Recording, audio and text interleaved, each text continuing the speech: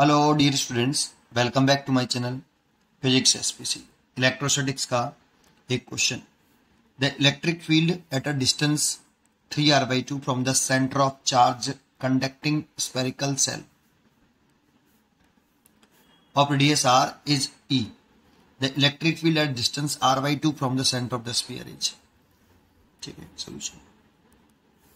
पहले एक spherical shell बनाइए कंडक्टिंग। ये कोई कंडक्टिंग स्फेरिकल सेल है जिसकी रेडियस आपकी आर है। तो स्फेरिकल सेल होते हैं और कंडक्टिंग है, that means thin hollow sphere. Thin hollow sphere.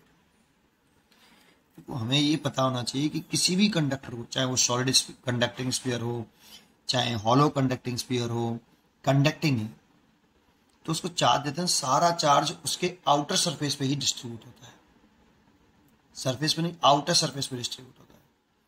तो ये चार्ज जो हुआ इस पे, वो चार्ज कंडक्टिंग स्फेरिकल सेल है, तो जो चार्ज होगा उसके आउटर सरफेस पे डिस्ट्रीब्यूट होगा सारा के सारा। पहला एक पॉइंट तो हमें ये पता होना चाहिए।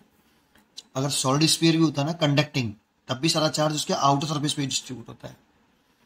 ठीक है, मान लो ये चार्ज क्यू है, गिवन नहीं है, लेट कर लो। अब इसके सेंटर से 3r/2 दूरी पर, दैट मीन्स r/2 हो गया ये बाहर। ये जो डिस्टेंस है यहां से यहां तक, small r is equal to 3r/2। इस पॉइंट पर इलेक्ट्रिक फील्ड में E गिवन है, E गिवन है। वैसे इस E की वैल्यू अगर हम फॉर्मूला याद करें तो आउटसाइड फॉर्मूला होता है वो KQ/r² होता है।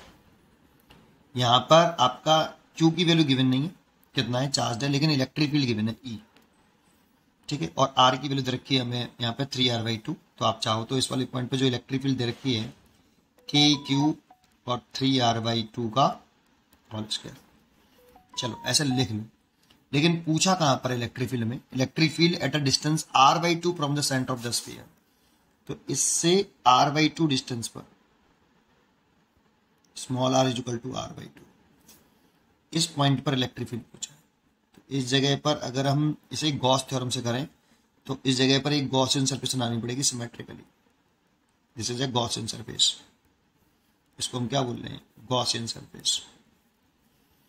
और इलेक्ट्रिक फील्ड की डायरेक्शन जो है वो इस तरह से मान लेते हैं E, और इस जगह पे एरिया माने स्मॉल एरिया ऐसे dA, तो इसकी डायरेक्शन भी सिमेट्रिकली बाहरी तरफ मान लेते हैं dA।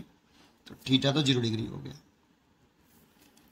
तो इस जगह पर अगर हम गॉस थ्योरम लगा दें तो integration by closed surface E vector dot dA vector equal to Q in over upon epsilon nought.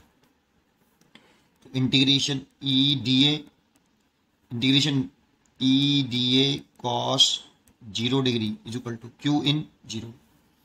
तो वो सारा चार्ज आउटर सरफेस पे डिस्ट्रीब्यूट है, तो इसके गॉसियन सरफेस के इनसाइड ये जो चार्ज लेना है वो गॉसियन सरफेस के इनसाइड लेना है, गॉसियन सरफेस के इनसाइड लेना है बेटा, है ना।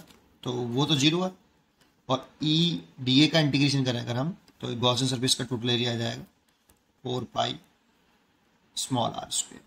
स्मॉल r² की वैल्यू r/2 है, तो r/2 का होल स्क्वायर इक्वल टू 0। तो implies that E equal to 0।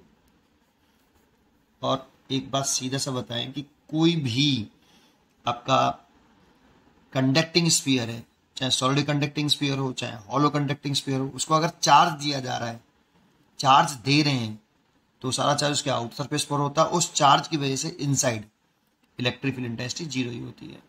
तो इसलिए ए हमें याद होना चाहिए, डायरेक्टली टिक कर देना चाहिए, तुरंत डायरेक्टली याद होना चाहिए ये वाली बात तो हमें। लेकिन एक बार मैंने करके दिखाया यहाँ पर, तो इलेक्ट्रिक फील्ड कितना आया, 0। पढ़ते रहिए और खुश रहिए। Thank you.